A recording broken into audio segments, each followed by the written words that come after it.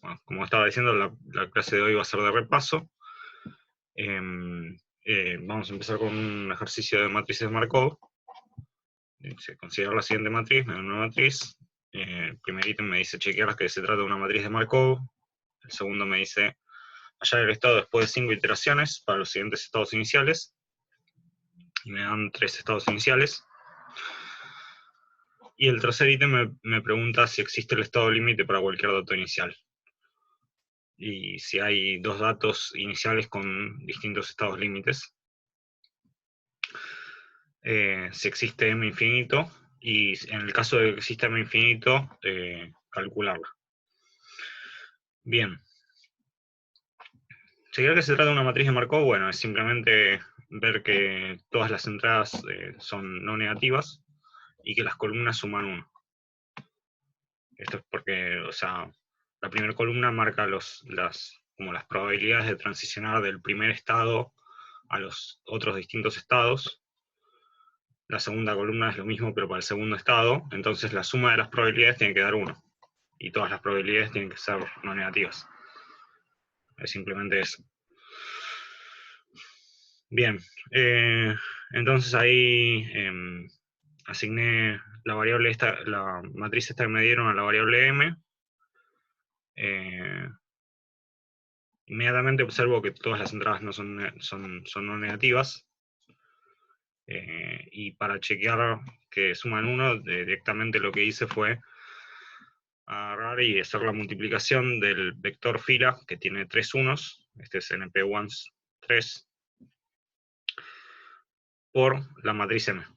Entonces, eso me da como resultado que el resultado que me da es un vector que en cada columna tiene la suma de los valores de la matriz, de la columna de la matriz M. Entonces, la primera componente, esta de acá, es la suma de los números estos, 0.159, 0.29, 0.551, que es 1. Lo mismo para la segunda columna y lo mismo para la tercera columna. Como veo, tengo 3 unos, eso quiere decir que cada columna suma 1. Bien, entonces ya chequeamos que se trata de una matriz de Markov. Hallar el estado después de 5 iteraciones para los siguientes estados iniciales. Bien, para hacer esto, simplemente lo que tengo que hacer es empezar calculando los autovalores y autovectores de la matriz, porque, o sea, bueno, uno puede hacerlo a mano, o sea, puede pedirle a Python que lo haga a mano, o si no puede tratar de, puede pedirle a Python que lo haga, que haga las iteraciones, simplemente aplicándole la matriz varias veces a cada uno de los vectores iniciales, o puede tratar de agarrar la matriz, fijarse cuál es la potencia quinta de la matriz, y aplicarle eso a cada vector inicial. Entonces lo que voy a hacer va a ser el segundo camino, y después voy a mostrar que también lo hice por el primer camino y me dio lo mismo.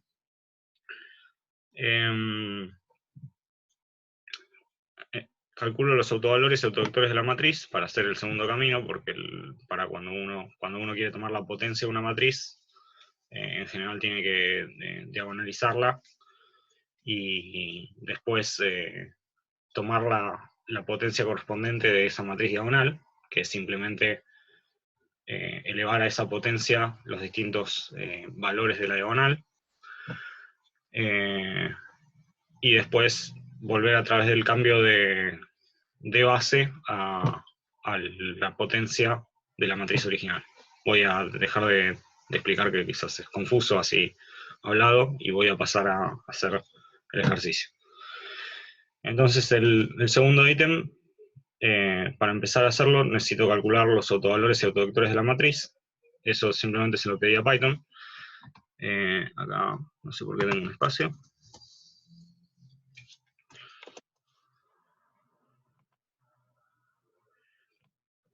En este caso es una matriz de 3×3. Esta de acá la pueden hacer a mano si quieren. Yo tenía la idea de escribir a mano los cálculos estos, pero al final no llegué. Pero la idea es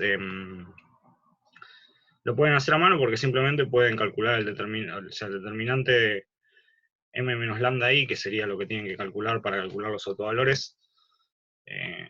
Eso es fácil de hacer. O sea, eso se puede hacer en cualquier matriz que uno tenga. A veces se vuelve cuentoso cuando la matriz es muy grande, pero en cualquier matriz que uno tenga lo puede hacer. Y después el polinomio que me dan, en este caso sería cúbico, pero sé que una de los autovalores es 1. Entonces, ese polinomio lo puedo dividir por lambda menos 1, y el polinomio que obtengo en esa división tiene grado 2. Eso se puede resolver con una cuadrática. En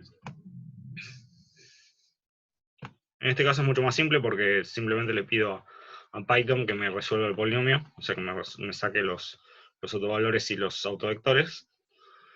Los autovalores son estos tres. Este sería 1 porque tiene parte imaginaria 0. Y estos dos tienen parte imaginaria, o sea, son autovalores complejos. Y los autovectores son cada uno el correspondiente a cada autovalor. O sea, el primer autovector es el correspondiente al primer autovalor. El segundo, sí. A ver.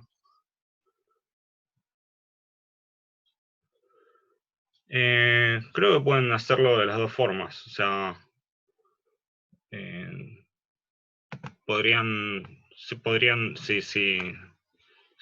si lo quieren hacer en Python, tienen que ponerlo en algún notebook y subir el notebook.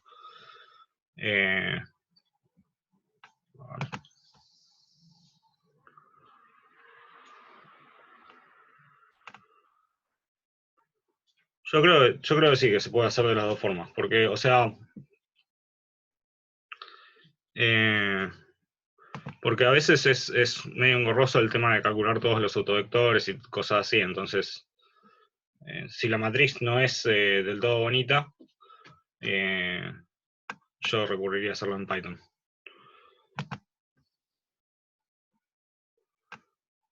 Claro, sí.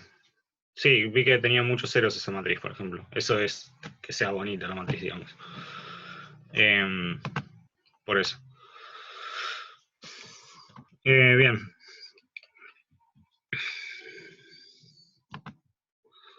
No hay de qué. Entonces, acá le pedí a Python que calcule autovalores y autovectores. Y como tengo tres autovalores distintos, no hay ninguno que tenga dimensión algebraica mayor que 1, tengo que los tres autovectores me forman una base. Además, a ver, no hay más nada. Estaba pensando en indicar otra cosa, pero no aplicaba a este caso. Bueno, para hacer las iteraciones, la idea es, hay dos caminos. Uno es descomponer cada estado inicial como combinación lineal de los elementos de la base, de esta base que obtuvimos, la base de autovectores, y hacer como en la clase correspondiente que di yo de este tema de Markov, que simplemente al aplicar la matriz a esa descomposición, cada uno de los autovectores era, cuando lo multiplicaba por la matriz, me quedaba el autovalor por el autovector. Entonces me quedaban las potencias de los autovalores multiplicadas por los autovectores correspondientes. Pero en este caso me parece que resulta más práctico hallar directamente m a la n. Lo pongo así porque después nos va a servir para el siguiente ítem que pide hallar m infinito, entonces voy a calcular directamente con un n genérico, y cuando necesite terminar de resolver este ejercicio pongo n igual 5 y ya está. Bueno, entonces para eso primero diagonalizamos, para hallar m a la n, primero diagonalizamos m.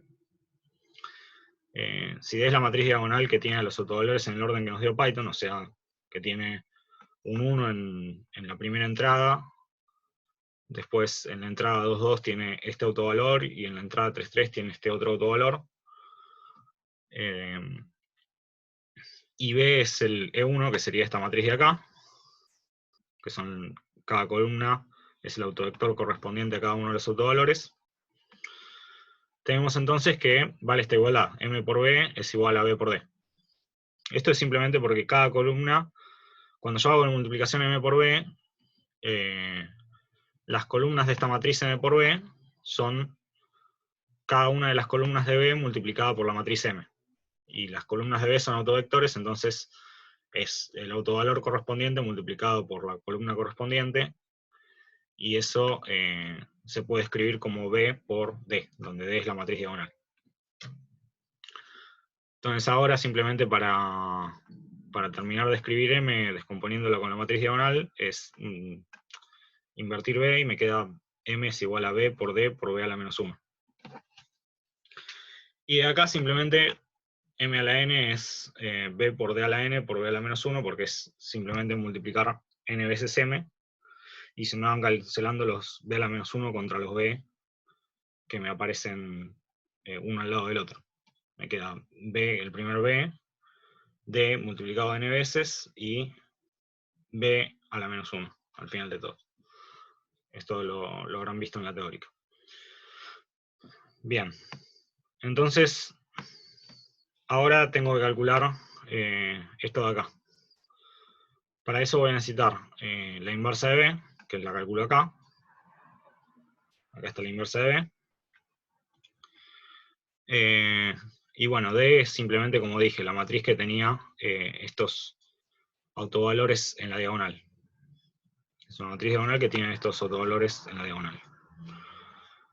Entonces M a la N es B, que es esta matriz de acá. Esto es lo que copié acá. Por D a la N. D es esta matriz, pero con N igual a 1. Y D a la N es esta matriz, pero con cada una de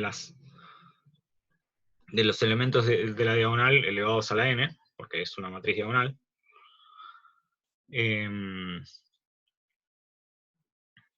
Y B a la menos 1 es esta de acá, que es la que calculé acá.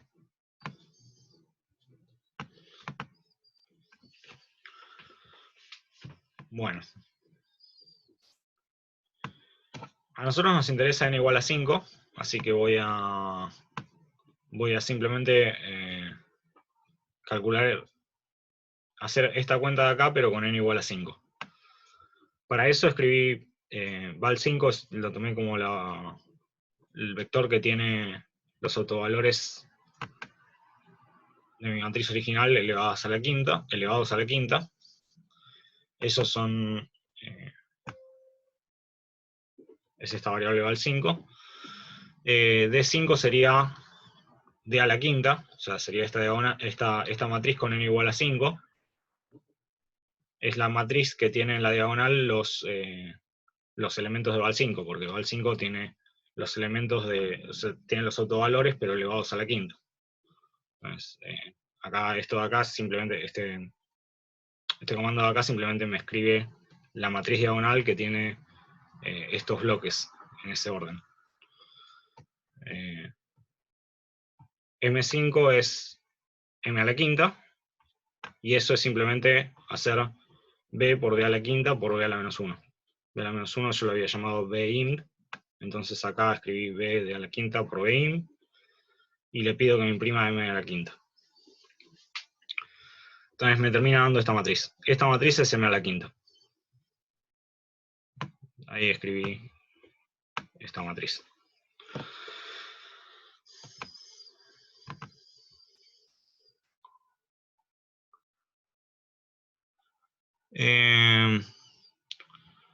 La idea es básicamente la siguiente. A ver.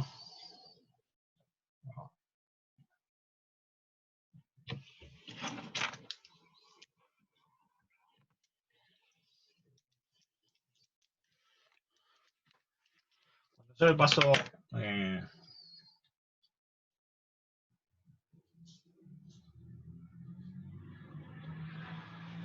si se... todavía no apareció. Ahí está. Bien, ahora solamente tiene falta... Ahí está. Cuando yo le paso el comando blockdiag y le paso matrices A, B, C, esto de acá me devuelve la matriz que tiene. Primero la matriz A. Estas matrices pueden ser cuadradas o no cuadradas, pueden ser rectangulares. Tiene primero un bloque de matriz A, donde esta termina. Perdón, profe, se dejó de ver. Uy. Ahí estoy.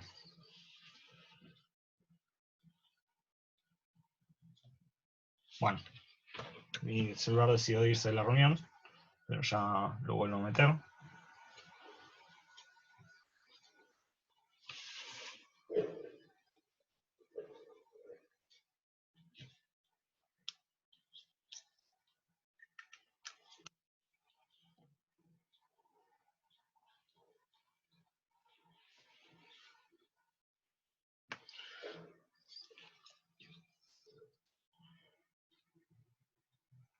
Bueno, mientras voy comentando. O sea, blockdiag es una matriz que primero tiene un bloque que representa la matriz A. O sea, le estoy escribiendo blockdiag ABC.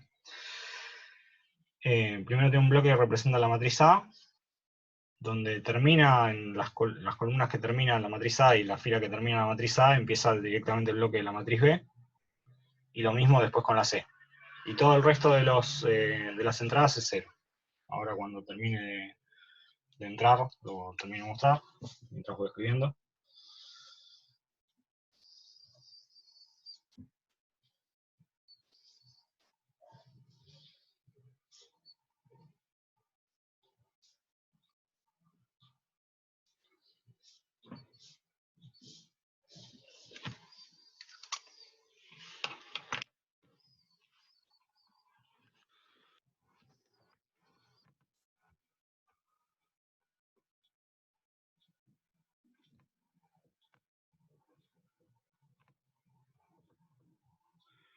Sí, lo de n igual a 5 también se puede hacer con un for.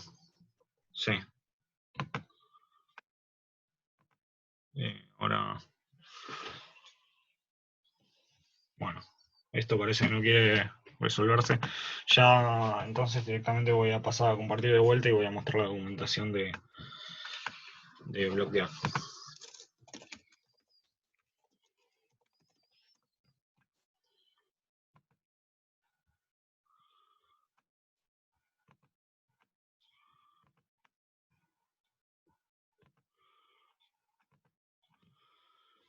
Acá usé blockdiag y esto es la importé de SciPy.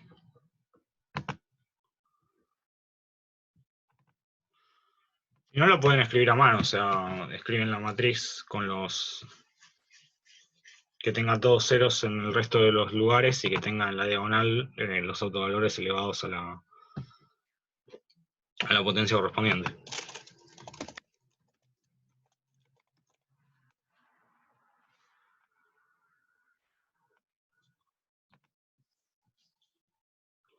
Bien, es esto lo que decía. Le pasan inputs A, B, C, pueden ser cuantos inputs quieran, pero si ustedes les pasan 3 A, B, C, les queda esta matriz de acá. O sea, primero tiene un bloque que es A, después tiene 0, 0, 0, B, 0, 0, 0, C. ¿Sí? Y acá te dan un ejemplo, por ejemplo, con estas matrices A, B, C. Si se fijan, bueno, la primera es cuadrada, entonces tengo 1, 0, 0, 1, después tengo todos ceros. El siguiente bloque es el de B, que es rectangular, 3, 4, 5, 6, 7, 8, hasta acá. Todo el resto de acá es 0. Y por último, C, que es un escalar, que es 7.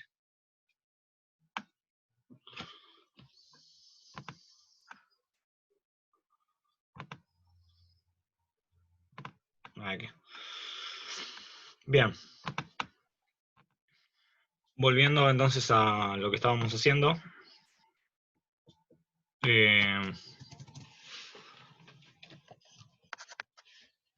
tengo que... Había calculado acá m a la quinta. Y ahora lo calculo con cada vector inicial, voy a hacer m a la quinta por ese vector inicial. Entonces el vector inicial, voy poniendo los vectores iniciales que me dan en el enunciado, y simplemente hago m a la quinta por b inicial, me da este resultado para el primero. Para el del ítem B me da este otro resultado, que si se fijan es bastante parecido al primer resultado que me dieron. Cambia recién en el quinto decimal, una cosa así.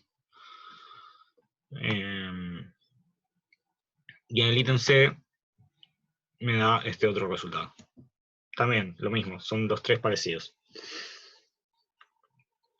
Entonces, bueno, como habíamos comentado, los resultados pueden chequearse, o sea, se pueden hacer también pidiéndole a Python que haga las iteraciones. Entonces, empiezo con este vector inicial y le pido que haga tantas iteraciones como quiero que haga. O sea, acá en este caso son 5, por eso pido que haga 5 iteraciones. Entonces voy guardando los valores que voy iterando y termino imprimiendo B. En este caso, este es el caso del ítem A, que me da... A ver si puedo poner ahí en pantalla. El ítem A es esto de acá, 0.290102. Se fijan, es el mismo valor. Y pueden chequear también con las otras coordenadas que me da exactamente lo mismo. El ítem B, que acá lo vemos, también se puede chequear, que es lo mismo, que me da acá 0.277318383, es lo mismo que acá, etc. Y lo mismo para el ítem C. O sea, el ítem C, este de acá, también me da el mismo vector por un método o por el otro.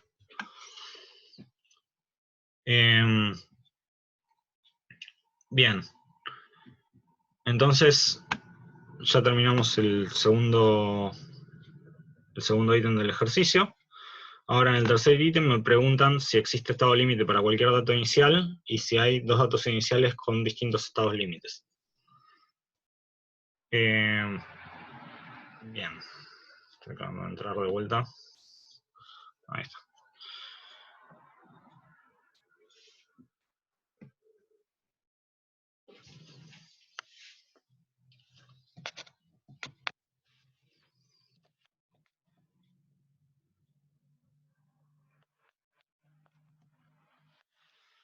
Ahí está. Ya logré volver a entrar con el celular. Bien.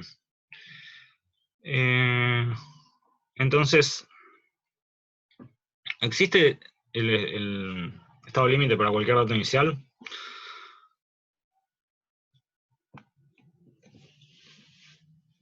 Bueno, para decir si existe o no, tenemos que fijarnos los autovalores. Si hay algún autovalor de módulo 1 que sea distinto de 1, entonces no existe estado inicial. Por ejemplo, si apareciera el -1, o si apareciera i, o si apareciera una de las raíces cúbicas de 1, una de las raíces cúbicas complejas de 1, digamos, en ese caso no existiría estado inicial. Pero si acá entonces lo que hago es simplemente calcular el módulo de los autovalores. Perdón, no existiría estado límite para algún estado inicial. Acá simplemente lo que hago es calcular el módulo de los autovalores, me quedan estos módulos. Y como vemos, el único que tiene módulo 1 es el primer autovalor, y el primer autovalor es el 1 mismo. Entonces, eso nos dice que existe estado límite para cualquier dato inicial. Yo, si recuerdan la clase que había dado de esto, argumenté por qué eso era, porque básicamente cuando uno descomponía el vector inicial en la base de autovectores, y cuando hacía m a la n por ese vector inicial, me quedaban los autovalores elevados a la n multiplicados por los respectivos autovectores. Entonces, si los autovalores son de módulo menor que 1, se me van a 0. Y la única forma en la que todo eso converja es que los únicos autovalores del módulo 1 que haya sean el 1 mismo.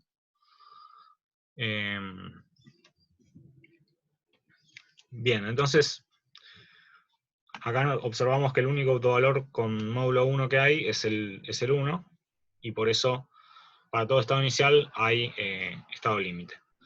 La segunda pregunta era si hay dos estados iniciales distintos que tengan estado límite distinto. En este caso tenemos, los estados límites en general son estados de equilibrios, entonces van a corresponderse con, van a ser generados por el espacio de autovectores del 1, ¿sí?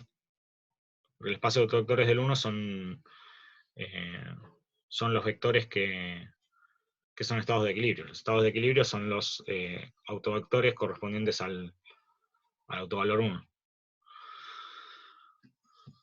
Entonces, acá tenemos un único, o sea, nuestro espacio de autovectores correspondiente al 1 está generado por un único autovector, que es este de acá, que es el que calculó Python.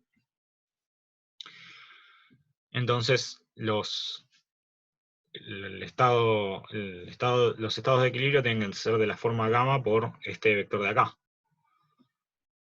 Y además tiene que ser un vector de probabilidad, o sea que las componentes tienen que ser no negativas y tienen que sumar 1. El único vector que cumple esto es este vector de acá. Acá simplemente calculé cuánto sería el valor de gamma para que esto cumpla. Perdón, acá el valor de gamma sería 1 dividido suma de estos tres. Y el vector sería este de acá. O sea, acá le pedí a Python que lo calcule, por eso lo escribí acá el resultado que me dio Python. Que es básicamente, se puede observar que es parecido a los resultados de hacer m a la quinta aplicados a los estados iniciales que me dieron. Eso tiene sentido porque, o sea, todo vector inicial, dijimos recién que tiene que converger a un estado límite, y hay un único estado límite, entonces todos tienen que converger a este estado límite. ¿Hasta ahora se entendió?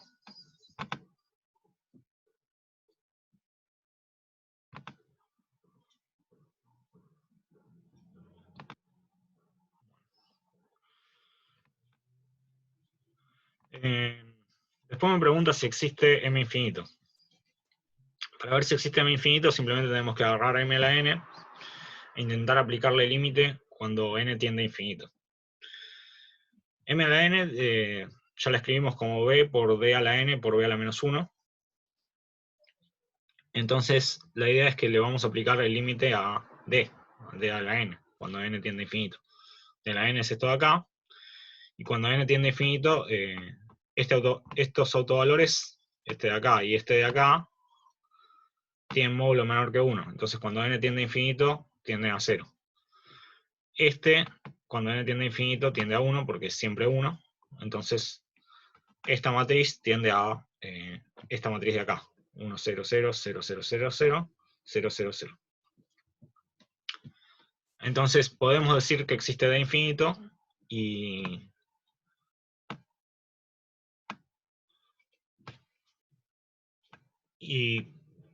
se escribe m infinito es igual a b por d infinito por b a la menos 1, porque es simplemente aplicar el límite cuando n tiende a infinito de ambos lados de esta igualdad. Y acá, bueno, me pedían que si existía calcularla, y es lo que hice acá. D infinito es, bueno, la matriz que tiene en la diagonal 1, 0 y 0, que es lo que escribí acá, de inf es block diag 1, 0, 0. Y m infinito entonces se escribe como b por d infinito por b inversa, que es esto de acá. Ahí lo escribí. Si fijan, tienen las tres columnas iguales y son iguales al estado límite. m infinito por b0, esto surge porque m infinito por b0 es el estado límite que corresponde al estado inicial b0. Entonces, m infinito existe si y solo si hay estado límite para cualquier condición inicial, porque si m infinito existe, entonces m infinito por b0 es el estado límite para el estado inicial b0. Lo puedo calcular y me da el estado límite. Y si hay estado límite, entonces m infinito, si hay estado límite para cualquier condición inicial, entonces m infinito tiene que existir, porque puedo construirme, si hago m infinito por el primer vector de la base canónica, o sea, el 1, 0, 0, por ejemplo, me da la primera columna de m infinito. Y ese sería el estado límite de ese vector. Bueno, entonces, lo que estaba diciendo es que m infinito existe si solo si hay estado límite para cualquier condición inicial, que como dijimos es lo mismo que decir que el único autovalor de módulo 1 es el 1 mismo. Y la columna décima, acá lo tengo que corregir. La columna décima de m infinito es el estado límite correspondiente para el estado inicial b0 igual a EI. O sea, si yo multiplico m infinito por este EI, me da la columna décima de m infinito, y eso es lo mismo que el estado límite correspondiente para esa condición inicial. Entonces, tiene sentido que m infinito sea las tres columnas iguales, que son el estado límite que dijimos que era el mismo para todos los vectores iniciales. Porque cada uno de estos vectores, cada uno de estos estados iniciales, o sea, el 1, 0, 0, el 0, 1, 0 y el 0, 0, 1, tienen que converger a ese mismo estado límite. Por eso las tres columnas son iguales. Y con esta matriz es simplemente si agarro un vector cualquiera de estos vectores de probabilidad y lo multiplico por esta matriz, me va a terminar dando este mismo vector que es el estado límite de cualquier estado inicial. Bien, no sé si tienen preguntas de todo esto.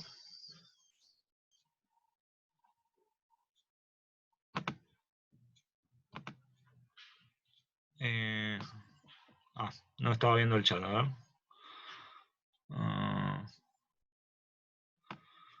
¿Por qué los complejos me dieron 0 cuando le veo al infinito? Porque el módulo es menor que 1. Sí, el comando abs directamente me calcula el módulo de cualquier número, sea real o complejo. Acá el mp abs. Estos me dan módulos menor que 1. Si un número tiene módulo menor que 1, sea real o complejo, tiende a 0. Si hay que hacerlo a mano es simplemente... A ver si puedo ahora compartir. Va a dejar de compartir y que se vea.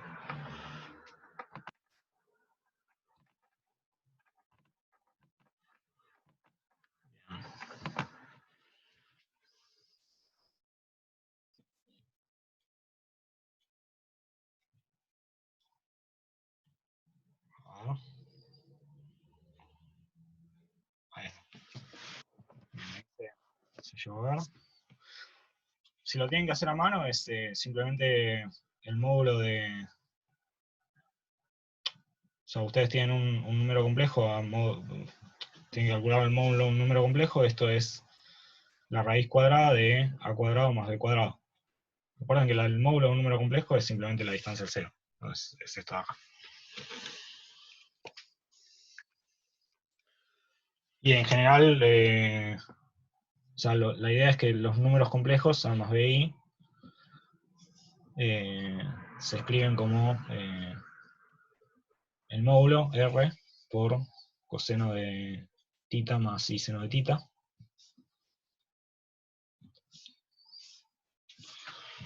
Entonces,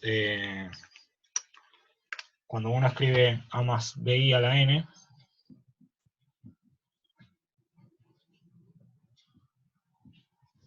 esto de acá es r a la n por esto a la n. Y esto a la n, esto de acá no sé si lo vieron, pero es básicamente e a la i tita, donde se define la exponencial en números complejos. Entonces la exponencial en números complejos sigue cumpliendo la idea esta de que la potencia de potencia es multiplicar hacer el producto de las dos potencias, y esto me queda e a la i n por tita. Y acá es una idea de tipo sándwich, o sea, esto de acá tiende a la 0 porque el módulo de r es menor que 1. Este sería el argumento de por qué los números complejos con módulo menor que 1 tienden a 0. Y esto de acá siempre tiene módulo igual a 1. Entonces es 0 por acotado, digamos. Por eso tiende a la 0.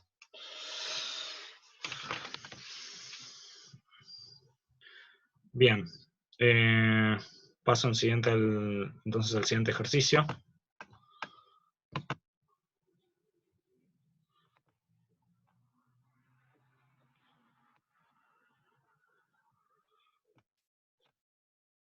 Bien.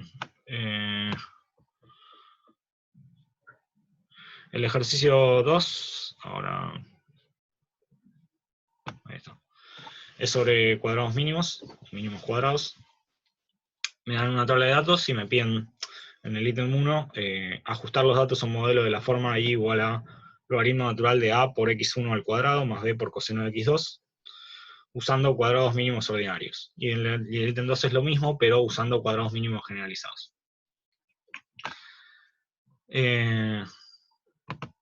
Entonces, a ver si puedo... Ahí está.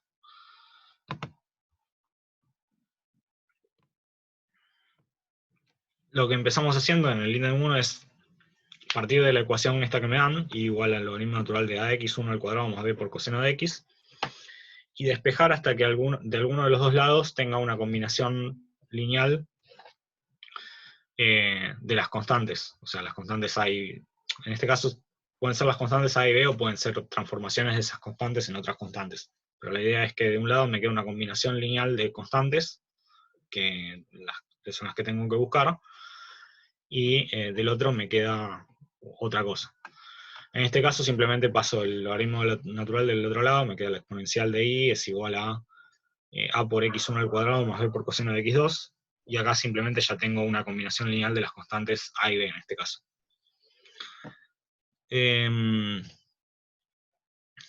Esto matricialmente se puede pensar como z es igual a por alfa, donde a es la matriz que en la primera columna tiene las observaciones de la variable x1 al cuadrado, y en la segunda columna tiene las observaciones de la variable coseno de x2.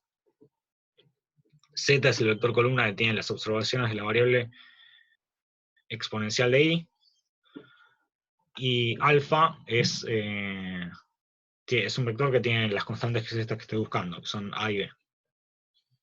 Era el vector columna, por eso lo pongo transpuesto. Bien, entonces el problema se reduce a ajustar nuevos datos, que serían los datos de las observaciones de estas variables, exponencial de i, x1 al cuadrado, coseno de x2, a un modelo lineal. Que sería el modelo lineal que representa esta ecuación matricial, digamos. Entonces, repaso de todo esto, las ecuaciones normales correspondientes a este modelo lineal eran a transpuesta por z es igual a transpuesta por a por alfa.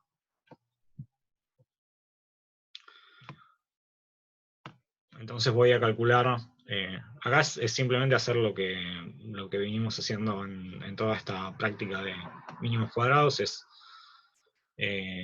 calcular estas matrices A transpuesta, la inversa de esta, y así poder despejar alfa en función de todo el resto de las observaciones. Bien, acá lo primero que tengo que hacer es calcular las observaciones de estas nuevas variables, la exponencial de i, la x1 al cuadrado y el coseno de x2. Por eso primero guardo los valores de x que me dieron, o sea, acá los x son los correspondientes a las tablas. a esta tabla de acá. En la primera columna pongo los valores de x1, en la segunda pongo los valores de x2. Y guardo también los valores de y en otro vector, los que me dan en la tabla. Ahora simplemente tengo que calcular esta matriz A y esta matriz Z. La matriz A la estoy guardando en esta variable TS. La idea es que, bueno, la primera columna acá de esta TS, o sea, primero me dice una matriz que tiene 2 ceros y tiene 6 filas y 2 columnas, porque son tantas filas y tantas columnas como tengo en la matriz XS. Porque, o sea, por cada una de estas filas voy a tener una observación voy a tener una fila de TS.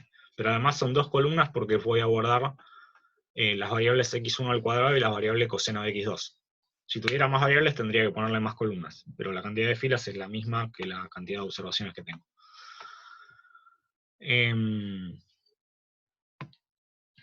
Bien, entonces, la primera columna de TS, guardo las observaciones de x1 al cuadrado, que son la primera columna de las x al cuadrado, cada uno de estos números al cuadrado.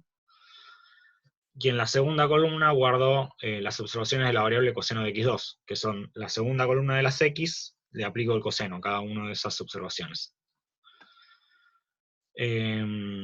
Después tengo un vector, que es un vector de los zetas, que es simplemente agarrar las observaciones de esta variable exponencial de y, es agarrar cada una de las observaciones de la variable y aplicarle la exponencial. Entonces acá simplemente hice eso. Y ahora voy a hacer una tabla con todas estas variables para que se entienda bien qué estoy haciendo. Acá imprimí la variable esta, la matriz esta TS, pero transpuesta. O sea, la primera fila sería todas las observaciones de la variable x1 al cuadrado, y la segunda fila serían todas las observaciones de la variable coseno de x2. Y también imprimí el vector ZS, que tiene las observaciones de la variable exponencial de y. Entonces me armé esta tabla. La primera fila, como dije, se corresponde con la primera fila de acá. La segunda fila es la segunda fila de acá, las observaciones de coseno de x2. Y la tercera fila es este vector de acá, que son las observaciones de la exponencial de y.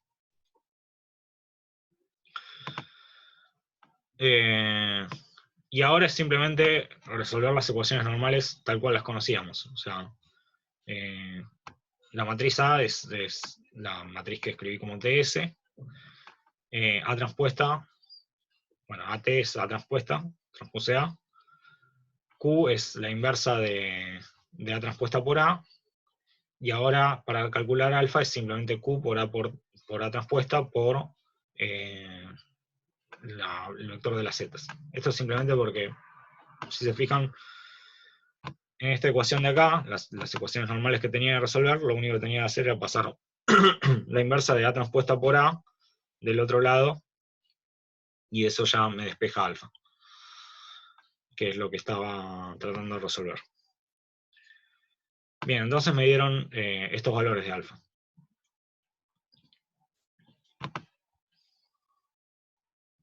Sí, también, sí. No me acuerdo cómo es la sintaxis, pero creo que era sol AB, entonces esto sería...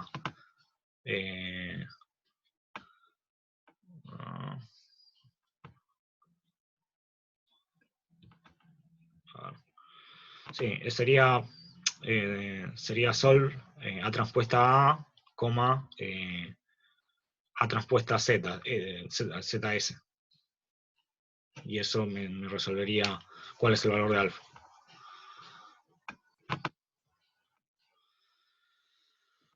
Bien. Entonces los valores de alfa que me dieron son estos dos, y simplemente el modelo lineal es este de acá. Acá la primera componente de alfa era A y la segunda componente de alfa era B. Entonces escribo directamente eso. sea, reemplazo en lo que me pedían originalmente, que era el logaritmo natural de a por x1 al cuadrado más b por coseno de x2, reemplazo los valores que obtuve de a y b y me queda este modelo lineal. Y este es el modelo que ajusta en el sentido de mínimos cuadrados ordinarios.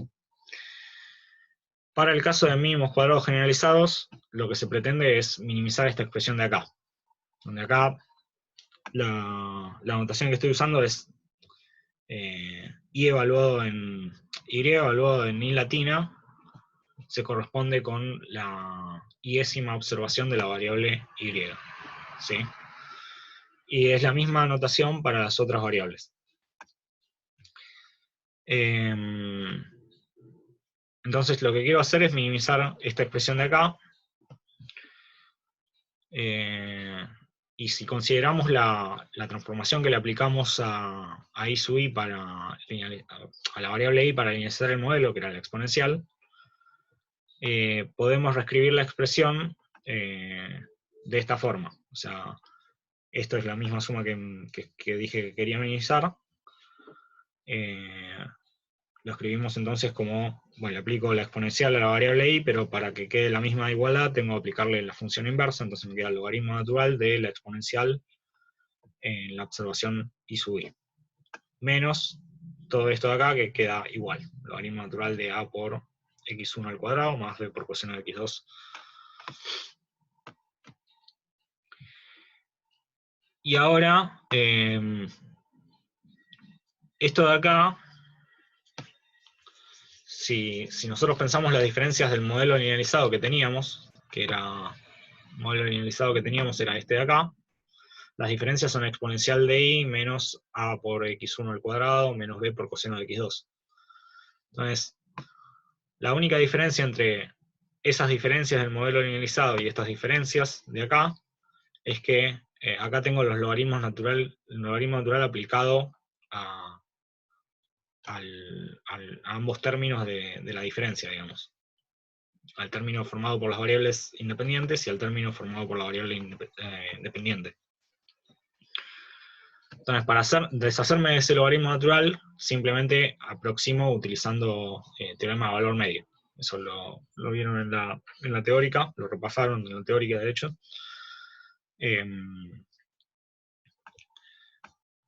Entonces, esta suma de acá, cada uno de estos términos lo puedo escribir como la derivada del logaritmo, que es 1 sobre x, o sea, la derivada del logaritmo natural de d es 1 sobre t, aplicada acá a este valor exponencial de i sub i, por eso tengo 1 dividido exponencial de i sub i, multiplicado por la diferencia de los argumentos, o sea, exponencial de i sub i menos a por x1 menos b por coseno de x2.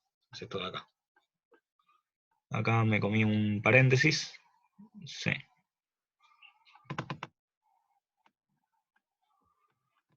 Voy a escribirle acá un paréntesis y acá otro paréntesis. Bien.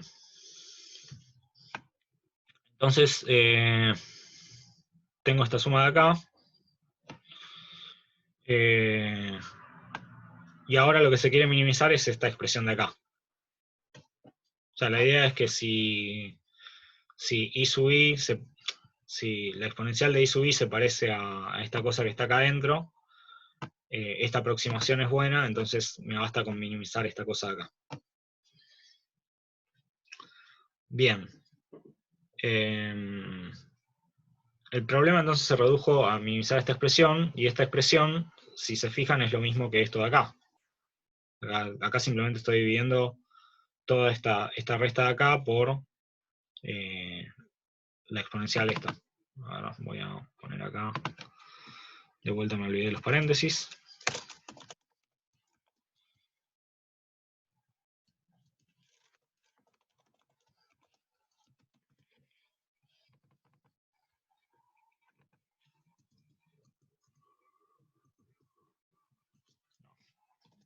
Está por acá. Ahí está. Acá simplemente estoy dividiendo todo esto de acá por la exponencial de i sub i, y me queda esta cosa acá. Primero me queda un 1, porque esto dividido esto son iguales, así que es 1. y después me queda x1 al cuadrado dividido la exponencial de y, más b por coseno de x2 dividido la exponencial de y. Entonces quiero minimizar esta expresión, y si comparan, esto es lo mismo que la expresión que uno minimiza cuando trata de aplicar mínimos cuadrados ordinarios para resolver este modelo lineal de acá. Acá estoy mostrando una alternativa de como usualmente lo hacen, que es con la matriz esta de los pesos. O sea, si uno no se acuerda de cómo es que tiene que meter la matriz de los pesos, simplemente puede pensar en mínimos cuadrados ordinarios y resolverlo por este camino. Entonces, trato de resolver esto de acá. Es un modelo lineal de mínimos cuadrados ordinarios para esto de acá. O sea, tengo estas dos variables independientes, que serían x1 al cuadrado dividido exponencial de y, y coseno de x2 dividido exponencial de y. Y la variable dependiente en este caso sería 1. O sea, todas las observaciones serían 1 en este caso. Las observaciones de la variable dependiente. Entonces ahora simplemente hago lo mismo que antes, resuelvo mínimos cuadrados ordinarios. Tengo entonces en la primera columna de la matriz A, tengo las observaciones de x1 al cuadrado dividido exponencial de y. Por eso el x1 al cuadrado me lo guardaba en la columna esta de ts, y la exponencial de y me la guardaba en el vector zs, por eso hago esta división. Y en la segunda columna de la matriz A tengo coseno de x2 dividido exponencial de y. Por eso hago esta otra división, porque coseno de x2 estaba guardado en la segunda columna de ts. De vuelta es todo lo mismo. A transpuesta es AT es A transpuesta, y Q es la inversa de AT por A. Y ahora es lo mismo que antes, es Q por A por T por la variable dependiente. La variable dependiente en este caso son todos unos, entonces escribí un vector con todos unos. Y los coeficientes que me dieron fueron estos dos. O sea, este es el valor de A y este es el valor de B. Es parecido a lo que me dio antes. Me termina quedando entonces que el modelo es de esta forma. Igual es lo mismo que antes. O sea, reemplazo los valores de A y B que me dieron. 0.67, 0, etc. por x1 al cuadrado menos 0.2785, etc. por coseno de x2. ¿Alguien tiene una pregunta de esto?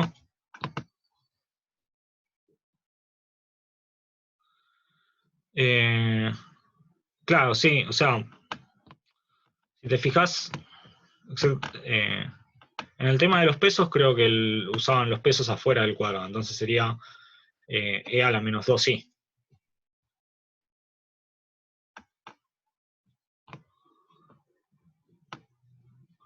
Pero si ustedes plantean estas cuentas de acá, de la forma en la que dije, pueden sacar la misma fórmula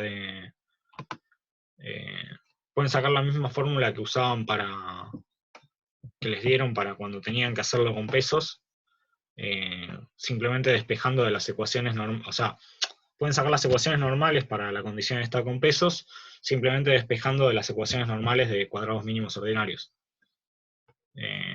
Estos de acá tienen que ver cómo escribir, cómo se transforman los datos que tienen usando los pesos, y después tienen que despejar, pero les puede salir, si quieren hacerlo como ejercicio, pueden sacar las ecuaciones normales para el caso con pesos, de las ecuaciones normales de cuadrados mínimos ordinarios.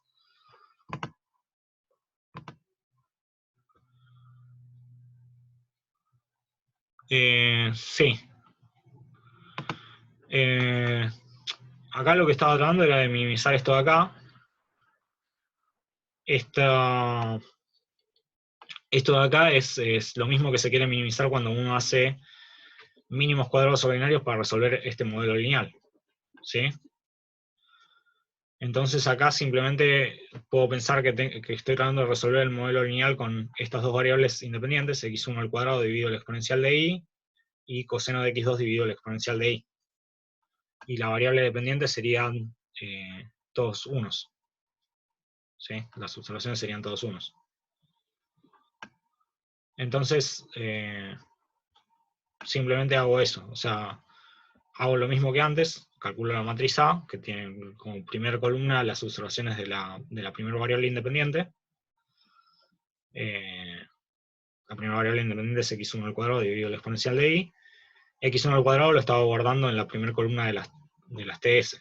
Esto es, voy a subir.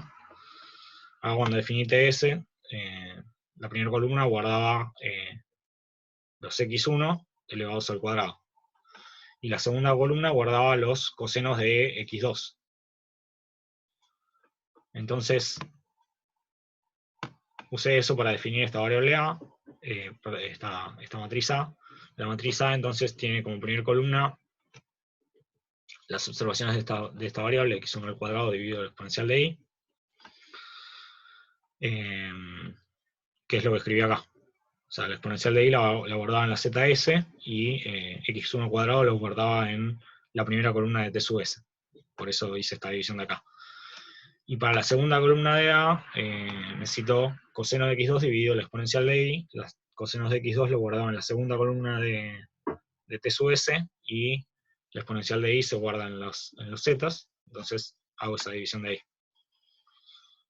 Ya después es todo lo mismo. Y excepto acá, si se pone a analizar también sería, en el caso más general sería z sub s lo tengo que dividir por los pesos, que pueden tener otra forma, que no sean los mismos z sub s.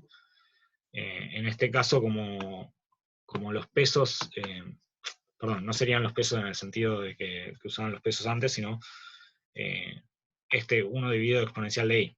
El 1 dividido exponencial de y, como está dividiendo el exponencial de y, me quedan todos unos, y por eso en este caso la variable independiente son todos unos. Perdón, la variable dependiente son todos unos. Pero eso es porque la derivada del logaritmo natural es 1 dividido t. O sea, la derivada del logaritmo natural de t es 1 dividido t. Entonces, en este caso justo se me cancelan. En general no va a pasar eso de que se cancelen, y acá van a tener otra transformación más de la variable dependiente. O sea, va a ser la variable dependiente dividido, multiplicado por la derivada de la transformación evaluada en los y. O sea, en cada caso va a ser distinto, no va a ser 1. En este caso son todos unos, por eso le pongo un vector de todos unos en el lugar de la variable dependiente. Pero es lo mismo que tenía antes, solo que en donde tengo z, que era la variable dependiente antes, ahora tengo todos unos. ¿Se entiende más o menos por dónde va la mano? O sea, lo que tienen que pensar es que están resolviendo este modelo lineal, pero con cuadrados mínimos ordinarios.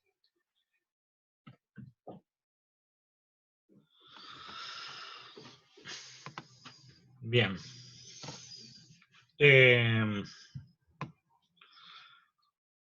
Tercer ejercicio. Considero la siguiente tabla de datos. Dar la expresión de las componentes principales. Calcular los scores de las componentes principales. ¿Cuántas componentes se necesitan para alcanzar una varianza acumulada mayor o igual que el 90%? Y siendo Z1 y Z2 las primeras dos componentes principales, y XY estrella, la variable normalizada correspondiente a XY, me piden los modelos de la forma XY estrella es igual a A por Z1 más B Z2, que ajustan a los datos en el sentido de mínimos cuadrados. O sea, voy a tener tres modelos porque tengo X1 estrella, X2 estrella y X3 estrellas.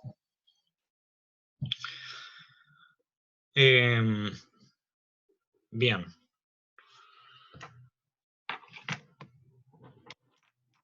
El primer ítem me pide dar la expresión de las componentes principales. Para dar la expresión de las componentes principales, lo primero que tengo que hacer es encontrar los autovalores y autovectores correspondientes a la matriz de covarianzas de las observaciones que me dieron. Bien, acá guardé las observaciones. Esta matriz XS tiene en cada columna las observaciones correspondientes. O sea, en la primera columna las observaciones de X1, la segunda columna observaciones de X2 y la tercera columna observaciones de X3. Calculo el valor de la media de cada una de esas tres variables, X1, X2, X3. Lo guardo en este vector XM. El primer componente tiene la media de X1, la segunda componente tiene la media de X2 y la tercera tiene la media de X3. Esto de acá también se puede hacer como había hecho en la clase correspondiente, multiplicando por un vector fila que tenga todos unos y después dividiendo por la cantidad de observaciones. Bien, entonces acá tengo la media de cada una de estas observaciones y ahora calculo las variables normalizadas que son a XS, le resto a cada columna su media, que es lo que hice acá. La primera columna de X estrella es XS menos la media correspondiente de esa columna. O sea, la primera columna de XS menos la media correspondiente de esa columna, la segunda columna es la segunda columna de XS menos la media correspondiente de esa columna, y la tercera columna lo mismo. Y ahora le pedí que me imprima X estrella, así puedo escribir los nuevos valores normalizados en una tabla. Entonces ahí tengo los tres valores de X estrella, X1 estrella, X2 estrella y X3 estrella, que están normalizados.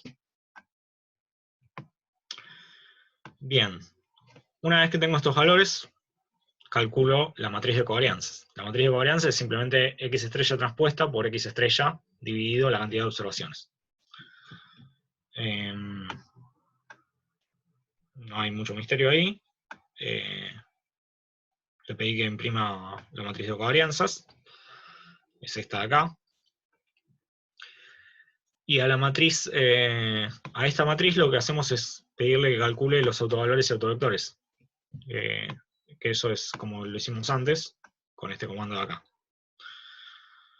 Entonces, estos tres son los autovalores de la matriz de covarianzas, que siempre son autovalores positivos, los de la matriz de covarianzas, por lo menos no negativos. Y los tres autovectores son estos de acá, cada uno correspondiente al autovalor correspondiente. Bien. Si observan, los autovalores no están ordenados de menor a mayor. Entonces voy a pasar a ordenar los autovalores de menor, perdón, estos serían de mayor a menor.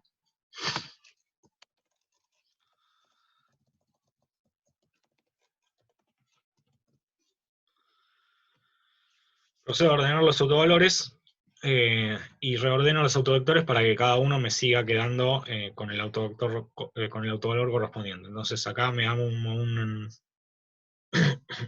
vector que tenga cada uno de los tres autovalores, pero ordenados. Primero va el primer autovalor que tenía. Segundo va el tercero, que me parece acá, que es 18, punto algo. Y tercero este de acá, porque están ordenados de mayor a menor. Y ahora los autovectores los reordeno también de forma consistente con estos 0, 2, 1. ¿Sí? Entonces acá la primera columna de los autovectores va a ser la columna 0, con una columna indexada por 0. La segunda columna de los autovectores va a ser la columna indexada por 2, y la tercera columna de los autovectores la columna indexada por 1, que coincide con estos 0, 2, 1. Bien, entonces acá tengo los autovectores que tenía antes, pero ordenados, y los autovectores, cada uno con el que estaba antes. O sea, este autovector de acá, que estaba con este, sigue estando con el de 50. Este autovector de acá, que estaba con el 3, aparece ahora en la tercera columna, porque el 3 se fue a la tercera columna. Y este autovector de acá, que estaba con el 18, aparece en la segunda columna. Bien. Esto de acá pueden chequear con Python, que se trata, los autovectores que me da son autovectores que son ortonormales, o sea, forman una base, eso seguro porque son todos autovectores distintos, son todos autovalores distintos. Y además son ortonormales porque Python los devuelve de norma 1. Esto lo chequeé más abajo. Acá, si se fijan, Beck era mi matriz de autovectores, y acá dice Beck transpuesta por Beck, me da aproximadamente la matriz de identidad. O sea, los números de la diagonal son unos, y los restos son una potencia muy chica, o sea, es aproximadamente 0 esto de acá. Hay error de máquina, por eso no da 0 exacto, pero es una matriz, son una base ortonormal, los autovectores que me devuelve Python. En general, o sea, podría pasar que haya un autovalor repetido. Calculo que en ejercicios de componentes principales no les va a pasar eso porque, bueno, es improbable que haya autovalores repetidos realmente, pero si hubiera un autovalor repetido podría pasar que la dimensión geométrica no sea la dimensión algebraica, y en ese caso la matriz no se puede diagonalizar. Entonces, en tal caso, no hay base de autovectores. Pero bueno, en este caso todos los autovalores son distintos, entonces hay base de autovectores. Y además los autovectores que me devuelve Python tienen norma 1, entonces estos de acá son ortonormales. Son ortonormales porque aparte son ortogonales entre sí porque la matriz es simétrica. ¿Sí? Bien. No sé si había que pedirle también si fuera positiva. La cuenta seguramente la hicieron en la teórica, pero los autovectores de la matriz de covarianza son ortonormales, básicamente. Entonces las componentes principales son las coordenadas de escribir las variables que tenía las variables normalizadas, x1 estrella, x2 estrellas, x3 estrellas, en esta base de autovectores. O sea, escribo x1 estrella, x2 estrella, x3 estrellas es igual a z1 por este autovector, más z2 por este autovector, más z3 por este autovector.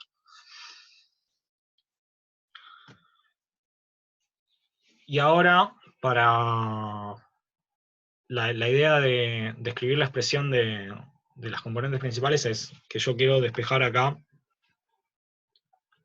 Z1 en función de X1, X2, X1 estrella, X2 estrella, X3 estrella, hacer lo mismo para Z2 y hacer lo mismo para Z3. Bueno, para despejar hay un truco muy simple, que es simplemente hacer el producto interno con cada uno de los autovectores, con cada uno de los, de los vectores de la base de autovectores. Como dije que eran ortonormales, al hacer el producto interno por este vector, el menos 0.71, 0.63 y 0.30,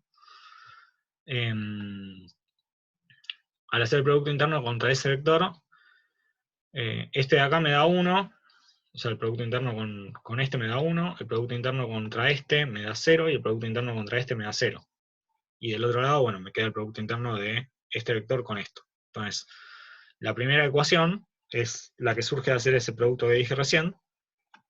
Si se fijan del lado derecho tengo solamente Z1, porque como dije, cuando hago el producto interno con este me da 1, y contra los otros dos me da 0, entonces todos los términos se van. Y me queda menos 0.71 por x1 estrella, esto de acá, 0.63 por x2 estrella, esto de acá, y 0.30 contra x3 estrella, que es este de acá. Bueno, lo mismo para Z2, o sea, agarro y hago el producto interno contra este vector que acompaña a Z2. Este se me anula, y este me queda 1, entonces me queda solamente Z2 del lado derecho. Y del lado izquierdo me queda este vector contra x1 estrella, x2 estrella, x3 estrella, que es lo que aparece acá.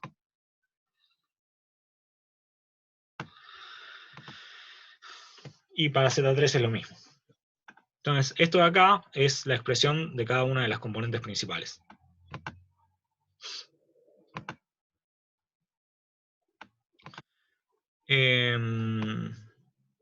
Bien. Después tenemos el segundo ítem, que es calcular los scores de las componentes principales. Eso es simplemente, bueno, llamamos U a la matriz esta, la variable Beck. Tenemos que x1 estrella, x2 estrella, x3 estrellas es U por z1, z2, z3. Eso es una forma de escribir esta igualdad de acá. Una forma matricial de escribir la igualdad de esa. Y si ahora multiplicamos por la transpuesta,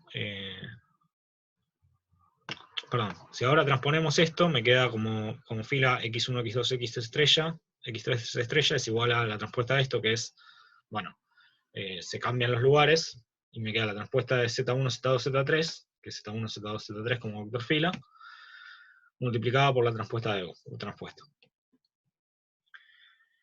Ahora multiplicamos a derecha por U.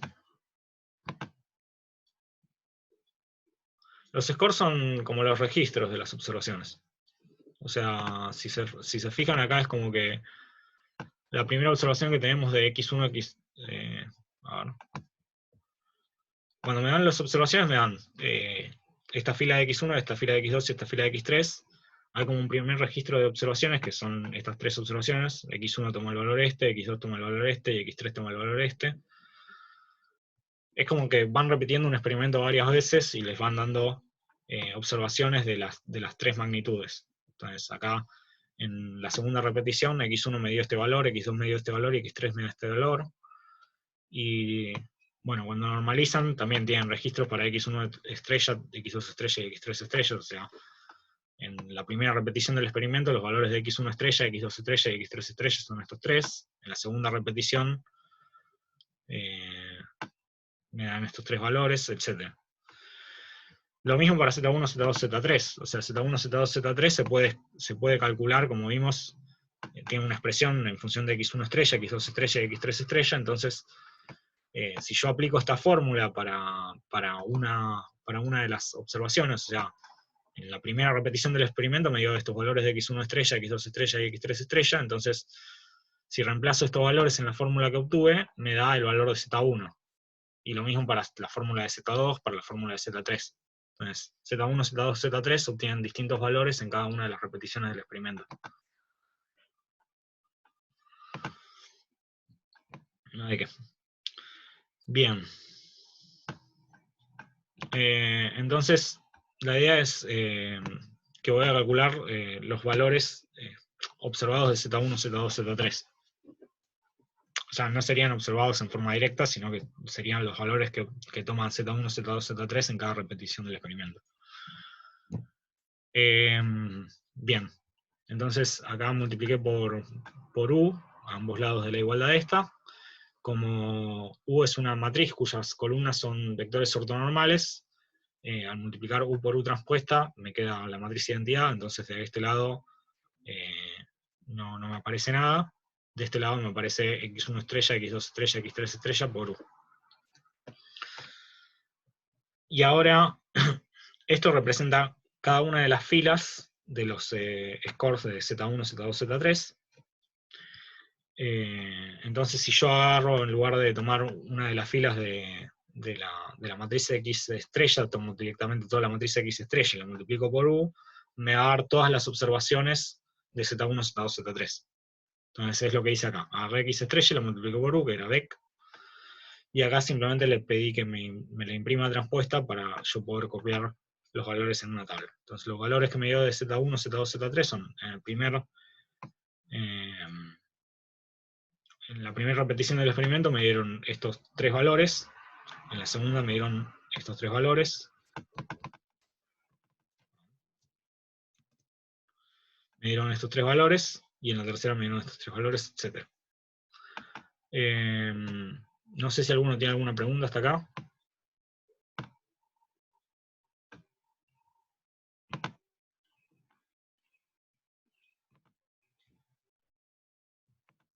Okay. Bien. El punto 3 me pregunta... Ahí, todo bien. Ok.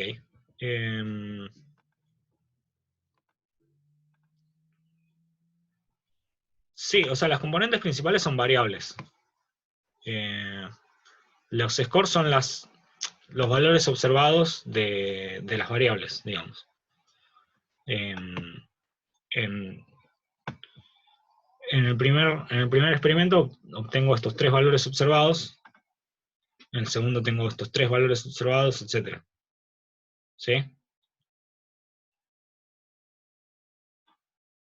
Es como cuando x1, x2, x3 son variables, entonces también obtienen, son las variables que me dan originalmente, y estos son los valores observados de las variables en cada una de las repeticiones del experimento.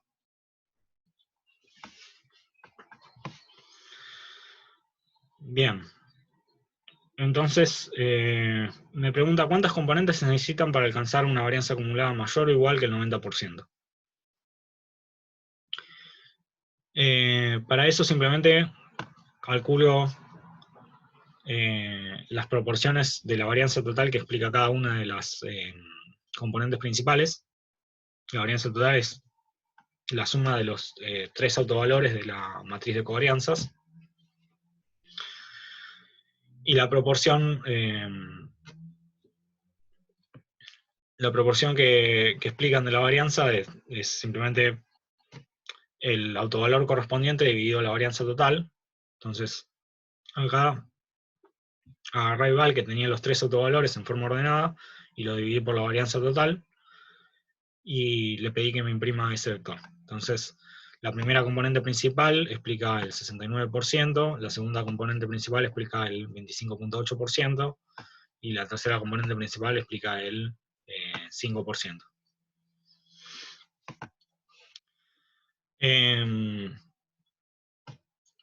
Entonces, bueno, acá es lo que dije, si yo quiero alcanzar el 90%, me voy fijando cuántas tengo que sumar hasta llegar al 90%.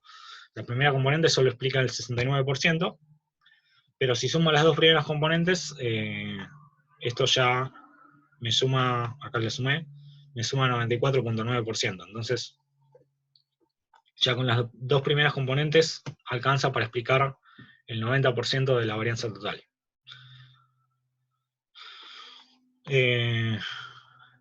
Bien, el ítem 4 dice, siendo Z1 y Z2 las dos primeras componentes, bueno, me pedí hacer regresión lineal con cada una de las variables normalizadas. O sea, cuáles son los modelos de esta forma que se ajustan a los datos en el sentido de mínimos cuadrados. Y cuando uno ya tiene hecho todo esto, o sea, uno puede tratar de hacer todo el proceso de ajuste por mínimos cuadrados para llegar a resolver el modelo.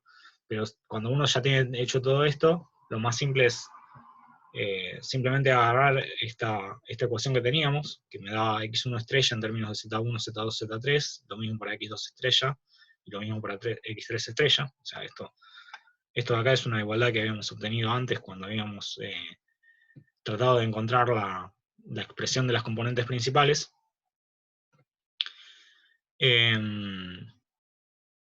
Y ahora lo que tenemos que hacer es, bueno, cuando uno lo escribe en forma escalar me quedan las igualdades estas que decía, x1 estrella se escribe en términos de z1, z2, z3, x2 estrella lo mismo, y x3 estrella lo mismo. O sea, son todas combinaciones lineales de las 3 componentes principales. Para obtener el modelo lineal con z1 y z2, o sea, solo dos de las componentes principales, omito las variables, agarro estas igualdades y omito simplemente el término que corresponde a las variables, a las componentes principales que no aparecen. En este caso z3. Entonces en los 3 casos, en las 3 igualdades, voy a simplemente olvidarme de este término de acá, del tercer término, y escribo lo otro. Entonces me queda x1 estrella es igual a esto de acá, x2 estrella es igual a esto de acá, y x3 estrella es igual a esto de acá. Esta es la forma del modelo lineal que ajusta por mínimos cuadrados los datos. ¿Sí? O sea, lo que me pedían de encontrar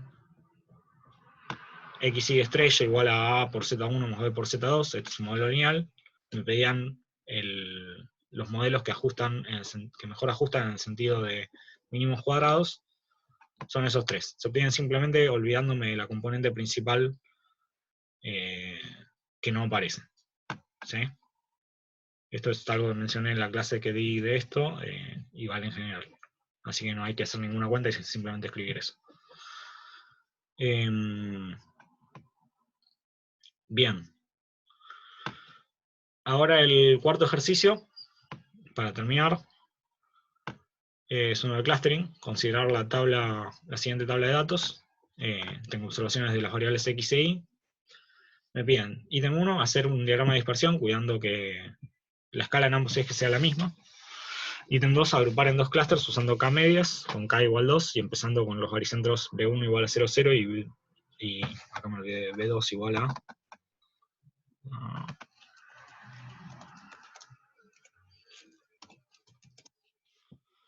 2, 0. Ítem 3, agrupar en clusters usando dbscan con epsilon igual a 0.5 y eta igual a 3. Y el ítem 4 es agrupar en dos clústeres usando el dendrograma con medida entre clases DC. Bien. El ítem 1 que me pide hacer el diagrama de dispersión, primero le cargo los datos, acá XS de vuelta. En la primera columna tengo las observaciones de X, en la segunda columna tengo las observaciones de Y. Y ahora simplemente hago plt.plot para que me grafique el diagrama de dispersión. Bien, ¿cómo hago que estén escalados? Bueno, le puse acá los límites de X, quiero que se vea entre 0 y 3. O sea, si se fijan en el gráfico, está entre 0 y 3. Esto es porque sé que los datos están entre 0 y 3. Si no, pueden graficar primero y fijarse cuánto les da, y después decir entre qué límites van a poner los valores. Y los límites de Y les di entre 0 y 1.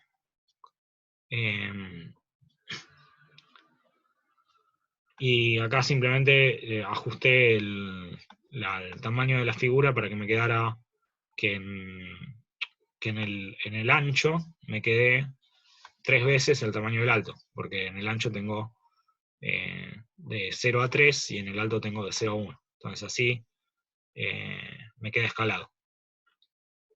Me queda con la misma escala en la variable X que en la variable Y.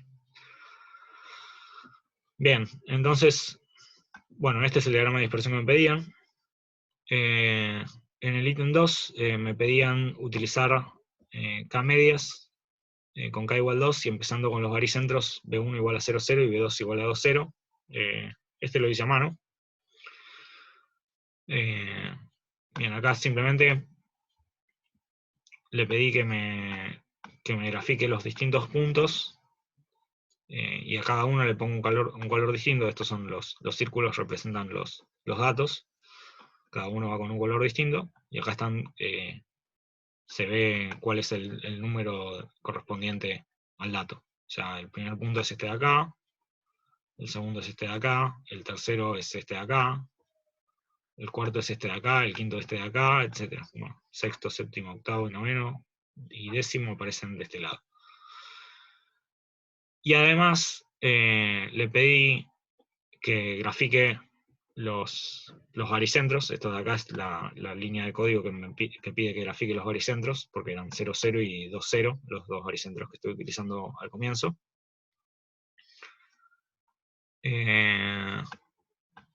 Esto de acá es la recta esta que ven en el medio, que es la mediatriz entre los dos baricentros. O sea, del lado derecho de la recta tienen todos los puntos que están más cerca de este baricentro que del otro baricentro, y del lado izquierdo lo otro. O sea, los que están más cerca de este baricentro que de este otro baricentro. Bien. Esto de acá, de vuelta, son los límites de X y de Y, para que no me quede raro el gráfico.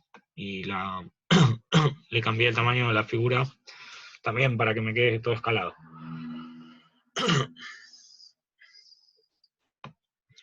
Bien. Entonces, si se fijan, la idea de K-medias es, primero grafico los baricentros, grafico cómo se dividen las regiones del plano en los puntos que están más cerca de un baricentro y los que están más cerca del otro baricentro. Y en este caso vemos que los 5 primeros puntos están más cerca de este baricentro, porque están de este lado de la recta, y los 5 últimos puntos están más cerca de este otro baricentro, porque están del otro lado de la recta. Entonces, ahora lo que te hago es calcular los baricentros de estos 5 puntos, por un lado, y los baricentros el baricentro de estos 5 puntos por un lado, y el baricentro de estos 5 puntos por el otro. Eso es simplemente hacer la media, que es lo que hice acá. Acá sumé todos los valores de los primeros 5 puntos y los divido por 5, calcular la media de esos 5 puntos.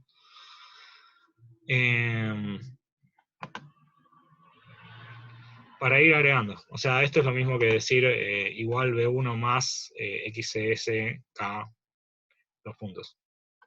Si quieren le cambio el código, pero a B1 le voy agregando los distintos valores. ¿Vale qué? Bien.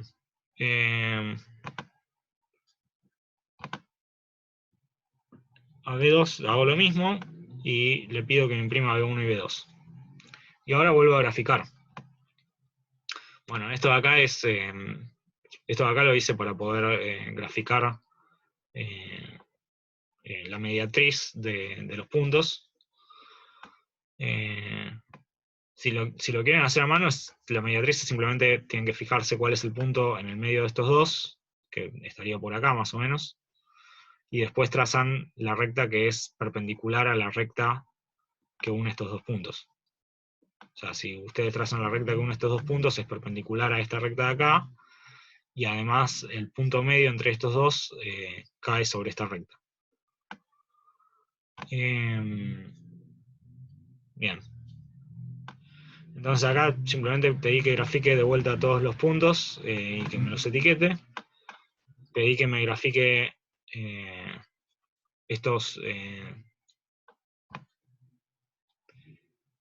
los baricentros que calculé ahora, que son B1 y B2. Esto de acá es un valor que es una escala para ver qué tan largo hago el segmento este de la recta.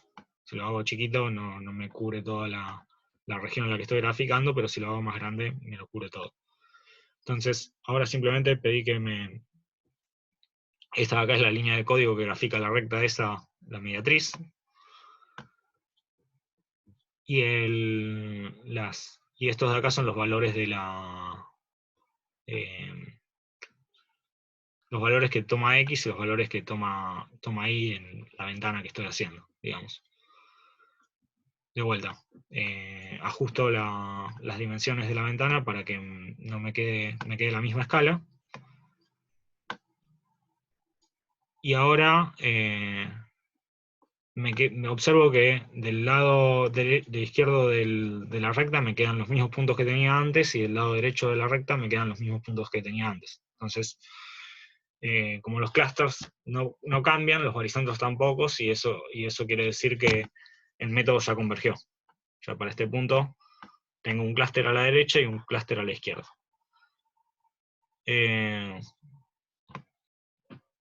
Bien. Entonces esto termina con el algoritmo de K-medias. Ahora el siguiente ítem me pide agrupar en clusters usando dbscan.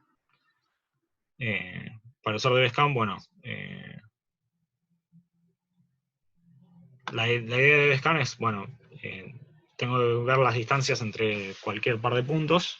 Esto es una matriz. Después se pueden fijar en el código de acá.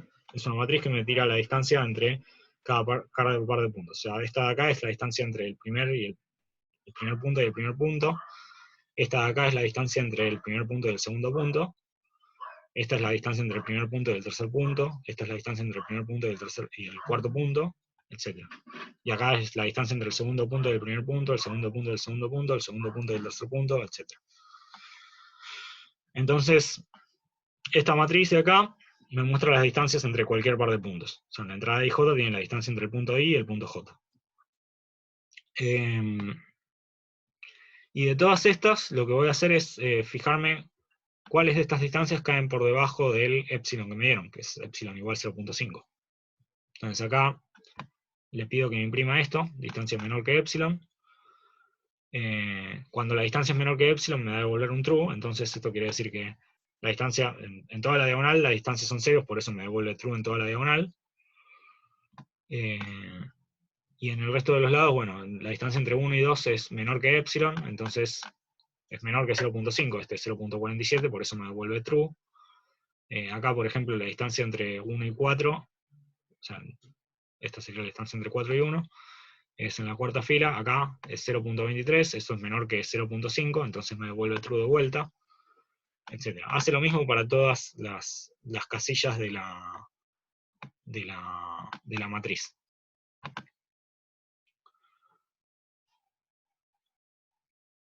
Sí, o sea, se puede hacer con los comandos de Python, o sea, directamente tirar de scan. Lo estoy haciendo a mano para que sea más claro cuál es el proceso. Mi idea era, por si alguno quería evitar Python, pero sí, se puede hacer a mano.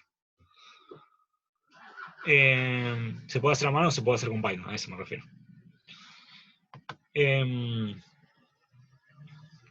Bien, entonces,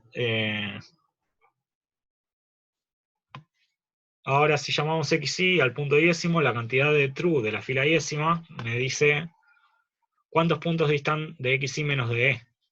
Entonces acá simplemente le pedí a Python que me dijera cuántos vecinos tiene cada punto, o sea, contando la cantidad de true que hay sumando la cantidad de true, o sea, sumando los valores de cada fila. O sea, cuando uno le pide que sume así true y false, los true toman valor 1 y los false toman valor 0, por eso la suma me da un número. Entonces x1 me dice que tiene 3 vecinos, porque tengo 3 true. x2 tendría vecinos en el sentido de que distan menos del epsilon, ¿no? Tendría otros 3 vecinos, o sea, y acá estoy contando el mismo punto, o sea, x1 es vecino de x1, digamos, y x2 es vecino de x2. Y lo mismo para todos los otros puntos, o sea, acá tengo la cantidad de puntos que distan menos de epsilon del punto ese de la columna correspondiente, de la fila correspondiente. Entonces, de acá, la idea de DSCAN es primero me fijo cuáles son los puntos núcleos. Los puntos núcleos son los que yo tenía un eta igual a 3, entonces los puntos núcleos van a ser todos menos el x3 que tiene 2 vecinos, el x5 que tiene 2 vecinos y el x8 que tiene 2 vecinos. Y sin contar estos 3 puntos, tengo que armarme los clusters. Entonces, en x1 me fijo cuáles son los vecinos de x1, son x2 y x4. Entonces, después de x1 le pongo x2 y x4 como parte de ese mismo clúster. Y si me fijo en x2, los vecinos son solo tengo x1 y x5, pero x5 no lo estaba contando, entonces no lo puedo agregar. Y en x4, los vecinos que tenía eran x3 y x1, pero x3 tampoco lo estaba contando, así que tampoco lo puedo agregar. Me queda x1, x2, x4. Para el otro clúster, bueno, x3 y x5 dijimos que no los contábamos, entonces el siguiente punto que puedo contar del núcleo es x6. Y para x6 tengo x6, tengo x8 y tengo x10. x8 no lo estoy contando, entonces tengo que agregar solo x10. Y de x10 es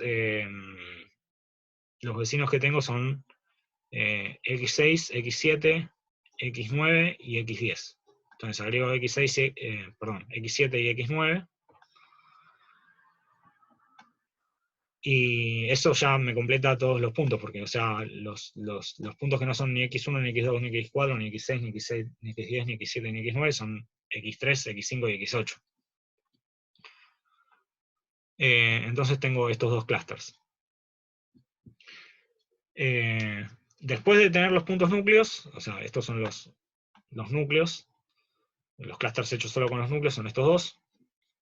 Después de eso agrego los puntos que son alcanzables. x3 es vecino de x4, x5 es vecino de x2 y x8 es vecino de x6. Entonces x3 y x5 van al primer clúster donde estaban x4 y x2, y el x8 va al segundo clúster donde estaba x6. Entonces me queda x1, x2, x4, x3, x5, y x6, x10, x7, x9 y x8. Esos son los dos clústeres. Y no hay ningún punto que sea alcanzable para los dos clústeres, por lo menos en este ejemplo. Bueno, Rápido comento el último, que es el 3, que me pide hacer el dendrograma con medida entre clases de C. Eso es simplemente usar el comando. Si no, se veía muy engorroso hacerlo a mano esto. Así que usé directamente el comando que les dieron en la última clase, con method igual centroid, que es la medida correspondiente de C que me pedía el ítem. Y los valores son los que guarda la variable XS. O sea, acá en XS había guardado... ¿dónde está XS? En XS había guardado los valores de la tabla, entonces cada una de las filas tenía uno de los puntos, entonces le pido que lo haga con XS. Y me piden que agrupen dos clústeres, entonces lo que hago es empezar desde arriba de todo y bajar hasta agrupar en dos clústeres. Entonces inmediatamente lo primero que pasa en el dendrograma es que de un clúster se divide en dos clústeres. Entonces acá ya me identifica que uno de los clústeres es este de acá, y el otro es este de acá. Porque cuando ya bajo a esta recta tengo en esta recta un clúster, y en esta otra recta, en este otro segmento, el otro clúster. Entonces, uno de los clústeres es X2, acá estoy copiando los puntos que corresponden con estos índices. Es uno más que los que el índice indica porque empiezan en 0 los índices. Entonces es X2, X5, X3, X1 y X4. Y el otro clúster es X6, X8, X9, X7 y X10. Si quisiera hacer 3 clústeres tendría que bajar hasta acá. Y me quedaría, bueno, por un lado este clúster X2, X5, X3, X1, X4. Por el otro me quedaría X6, X8. Y por el otro me quedaría X9, X7 y X10. Bueno, no sé si alguno tiene alguna pregunta. Yo mientras voy pasándole la batuta a Igna.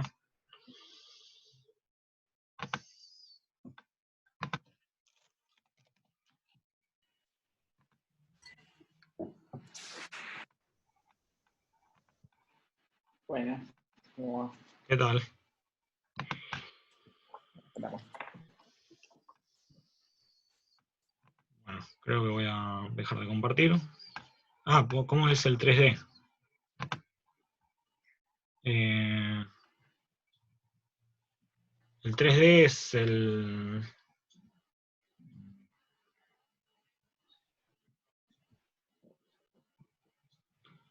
este de acá, el de la tabla de datos de esta de cuadrados mínimos, componentes principales y la regresión lineal de las componentes principales.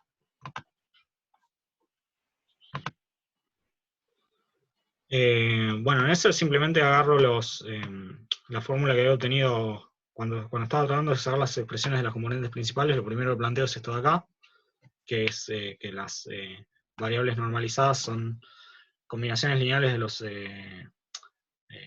vectores de la base de autovectores, de los vectores de los autovectores, digamos, que obtuve, que le pedí a Python que me calculara. Y una vez que tengo esto, eso me da eso fue lo que escribí más abajo, que es esta misma ecuación de acá, y eso me da 3 ecuaciones escalares, que son x1 estrellas igual a esto de acá, x2 estrellas igual a esto de acá, y x3 estrellas igual a esto de acá. Entonces, para sacar los modelos de regresión lineal en términos de las componentes principales de estas 3 variables, simplemente me olvido de las componentes principales que no aparecen. En este caso sería Z3, porque me piden modelo de regresión lineal en términos de Z1 y Z2, entonces me olvido de las correspondientes a Z3. Me queda menos 0.71 por Z1, más 0.17 por Z2. Es esto que escribí acá. Lo mismo para X2 estrella y X3 estrella. Bueno. Ok, entonces dejo de compartir y le dejo la clase de consultas a Igna.